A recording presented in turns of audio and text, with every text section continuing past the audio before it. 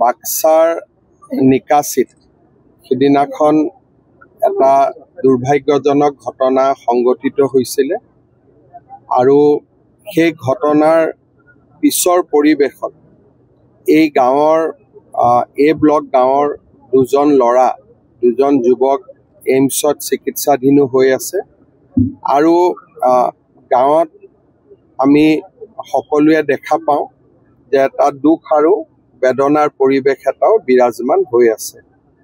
মই আজি গাঁৱলৈ আহি গাঁৱৰ ৰাইজৰ লগত কথা বতৰা পাতিলোঁ আৰু এই এটা দুখৰ পৰিৱেশৰ সময়ত তেখেতসকলৰ দুখৰ সমভাগী হোৱাৰ চেষ্টা কৰিলোঁ।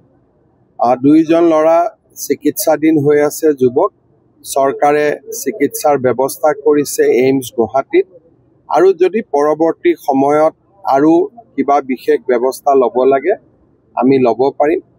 গাঁৱৰ কিছুমান যুৱকে পুলিচৰ পৰা অলপমান ভয় অনুভৱ কৰি গাঁৱৰ পৰা আঁতৰি আছে। মই গাঁৱৰ মুখিয়াল ৰাইজসকলক পৰামৰ্শ দিছোঁ যে তেখেতসকলকো লৈ আহিলে হ'ল, পুলিচে ষ্টেটমেণ্ট এটা ল'ব কি হৈছিল কি হোৱা নাই আৰু সিমানতে বিষয়টো সমাপ্তিও পৰিব। মুখ্যতঃ গাঁৱৰ ৰাইজৰ লগত এই দুখৰ দিনত সমভাগী হোৱাৰ উদ্দেশ্যে মই আজি ইয়ালৈ আহিছোঁ। পুলিচৰটো ইনফৰমেশ্যন থাকিব নোৱাৰে, কাৰণ কোৰ্টে অৰ্ডাৰ দিয়াৰ পিছতহে তেখেতক আমি আনিবলগীয়া হ'ল। কোৰ্টে যে অৰ্ডাৰ দিব যে অমুক জেলত লৈ যাব লাগে, তমুক জেলত লৈ যাব লাগে, সেইটোতো আমি নাজানিছিলোঁ। আইনে 9:30 বজাত অৰ্ডাৰ দিছে, গতিকে যিখিনি হৈছে 9:30 বজাৰ পিছত হৈছে। সেইকাৰণে মই ভাবোঁ যে এতিয়া আমি কোন দোষী কোন নিৰ্দোষী যোৱাৰ কাৰণে মেজিষ্ট্ৰেট ইনকুৱাৰী হ'ব, তেওঁ চাব, কিন্তু প্ৰথম অৱস্থাততো ইয়াত একো নাছিলে। গতিকে গোটেইখিনি আপোনালোকে জানে, আপোনালোকে আৰু মোক সোধাতকৈ আপোনালোকে নিজেই জানে কি হৈছে। মানে অনুৰাগীসকলক গমটো কোনে দিলে? অনুৰাগীটো আমিও অনুৰাগী, আপুনিও অনুৰাগী, অনুৰাগীতটো কোনো কথা নাই, কিন্তু ন্যায় বিচাৰিছে, ন্যায় বিচাৰাৰ কাৰণেতো মানুহক জেলত ৰখা হৈছে। আচলতে আদৰণিহে জনাবলগীয়া কথা আছিল যে তেখেতক জামিন নিদি জেলত দিয়া হ'ল। কথাটো প্ৰচাৰটোৱে ভুলকৈ হ'ল নহয়, যে এজন অভিযুক্তই 15 দিন লকআপত থকাৰ পিছত ইউজুৱেলি কোৰ্টে জামিন দিয়ে। সিদিনাখন কোৰ্টে জামিন নিদি তেওঁলোকক জেলত পঠাই দিলে। তাৰমানে ন্যায়ৰ প্ৰক্ৰিয়াটোত আমি বিজয়ী হ'লোঁ। আমি বিজয়ী হোৱা কথাটো নকৈ আপোনালোকে পৰাজিত হোৱা ধৰণৰ কথাটো কৈ দিলে। আৰু সাধাৰণতে কি হয় আপোনালোকে জানে যে মাৰ্ডাৰ কেছ হওক কিবা কেছ হওক 10-15 দিন পিছত আসামীয়ে বেইল পায়। সিদিনাখন আসামীয়ে বেইল নাপালে, তেওঁক জেলত পঠিয়ালে। জেলত পঠিওৱা বস্তুটো আমি এনেকুৱা কৰি দিলোঁ যেন জেলত পঠোৱাটো ভুল হ'ল। গতিকে এই পৰিৱেশবিলাক পিছত 3-4 মাহ পিছত অসমৰ মানুহে আমাৰ সকলোৰে ভূমিকাবিলাক পৰ্যালোচনা কৰিব। আদালতকতো আমি সিদিনা ধন্যবাদহে দিব লাগিছিল যে এওঁলোকক জেলত পঠিয়ালে বুলি, জামিন নিদিলে। আদালতক ধন্যবাদ দিয়াৰ পৰিৱৰ্তে আমি হুলস্থুল লগাই দিলোঁ। জামিন পালেহে হুলস্থুল লগাব লাগিছিল। তেওঁলোককতো জামিন দিয়া হোৱা নাই, জেলতহে দিছিলে। জেলত আহোঁতে আমি ভালহে পাব লাগিছিল ন্যায় বিচৰা মানুহখিনিয়ে, যে এওঁলোকক আদালতে জেলত নিক্ষেপ কৰিছে। কিন্তু গোটেই অসমতে কথাটো এনেকৈ উলিয়াই দিলে। আমাৰ ডেকা ল'ৰাবিলাকতো আপোনালোকে জানে আৱেগিক হৈ আছিলে।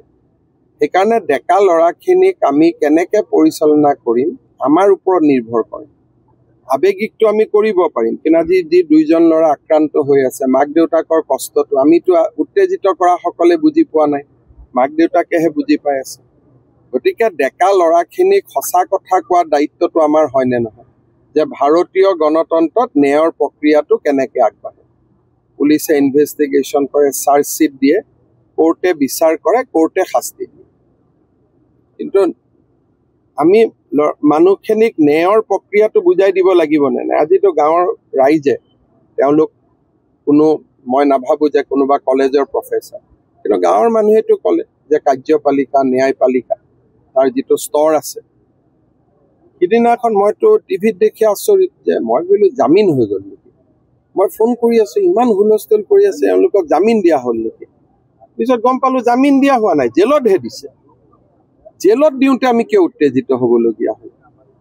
জামিন দিলেহে উত্তেজিত হ'ব লাগিছিলে। গতিকে যেতিয়া সঁচা কথাখিনি আমি যদি ৰাইজক জনাওঁ যে জুবিনৰ ঘটনাৰ লগত জড়িত এজনকো আজি 16-17 দিন হৈ গ'ল আমি জামিন ল'ব দিয়া নাই। পজিটিভ কথাখিনি ক'লে যুৱকসকলটো আশ্বস্ত হ'ব। এতিয়া যুৱকসকলৰ মোৰ ওপৰতো খং আছে যে ন্যায় দিয়া নাই, কিন্তু ন্যায় আমি যে দি আছোঁ, জামিন ল'ব দিয়া নাই, এটা এটাকৈ চবক ধৰি আনিলোঁ, চবে জেলত সোমাই আছে। আপোনালোকে যদি কথাখিনি পজিটিভ কয়, কালিৰ পৰাই পজিটিভ হৈ যাব যে হিমন্ত বিশ্ব শৰ্মা চৰকাৰে আজিলৈকে এজনকো জামিনত ওলাব দিয়া। উল্টাহে কৈ থাকে এই সুপ্ৰিম কোৰ্টত কেছ কৰিলে, কেছ হোৱাই নাই, লগাই দিলে বোলে এইখন জেলত তেওঁলোকে এয়াৰ কণ্ডিশ্যন ৰুমত ৰাখিব, বোলে এইখন 5 ষ্টাৰ। এজনে ড্ৰোনৰ পৰা ওপৰত ফটো ল'লে, লৈ কৈ দিলে এইখন ৰিজৰ্ট। হ'ব পাৰে নেকি কওকচোন? জেলটো জেল, এই নতুনকৈ জেল বনোৱাৰ কাৰণে নতুন নতুন লাগি আছে, কিন্তু ৰেজৰ্ট হ'ব পাৰে নেকি? জেল লকআপ ৰেজৰ্টত থাকে।